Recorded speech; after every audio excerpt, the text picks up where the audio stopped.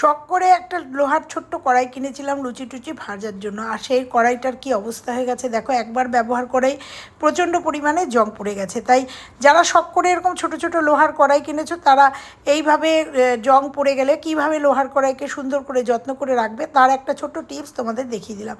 তো এখানে একটুখানি লিকুইড নিয়েছি, লিকুইড সোপ নিয়ে নিয়েছি, আর এখানে নিয়ে নেবো 1 চামচ মতো খাবার সোডা। এই জিনিসগুলো কয়েকটা জিনিস নেব, নেওয়ার পরে কী করব তোমরা দেখতে পাবে। আর কড়াইটা কতটা পরিষ্কার হবে অবশ্যই দেখিয়ে দেবো।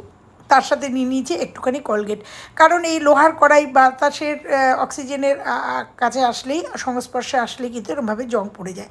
তো আমি একটা ব্রাশ, তোমরা দেখেছো ব্রাশের আগায় আমি একটা স্টিল উল লাগিয়ে নিয়েছি, সেই ভিডিওটাও আছে, যারা দেখার দেখে নিও। তো স্টিল উলটা লাগিয়ে নিয়ে একটুখানি জল দিয়ে গ্যাসটা কিন্তু ধরিয়ে দিয়েছি, আর এইভাবে ব্রাশটা দিয়ে, কারণ হাত দেওয়া যাবে না, ব্রাশের আগে স্টিল উলটাকে গার্ডার দিয়ে বেঁধে নিয়ে ক্রমাগত এইভাবে একটুখানি ভালো করে এরকমভাবে ডলে নিলেই পরে কিন্তু এই জংগুলো পুরো পরিষ্কার হয়ে যাবে, পরিষ্কার হয়ে একদম কড়াইটা কিন্তু ঝকঝক হয়ে যাবে। আর কড়াইটা কত ঝকঝক হয়েছে সেটা দেখতে গেলে আমার বড় চ্যানেলে এই ভিডিওটা দেওয়া আছে, অবশ্যই তোমরা দেখে নিও, যে কড়াইটার লুক পুরো চেঞ্জ করে দিয়েছে। আর এবং কড়াইটা পরিষ্কার করে তারপরে এটাকে কিভাবে রাখলে একদম জং পড়বে না। ভালো লাগলে লাইক কমেন্ট শেয়ার, আর চ্যানেলে নতুন হলে চ্যানেলটা সাবস্ক্রাইব করে পাশের বেল আইকনটা প্রেস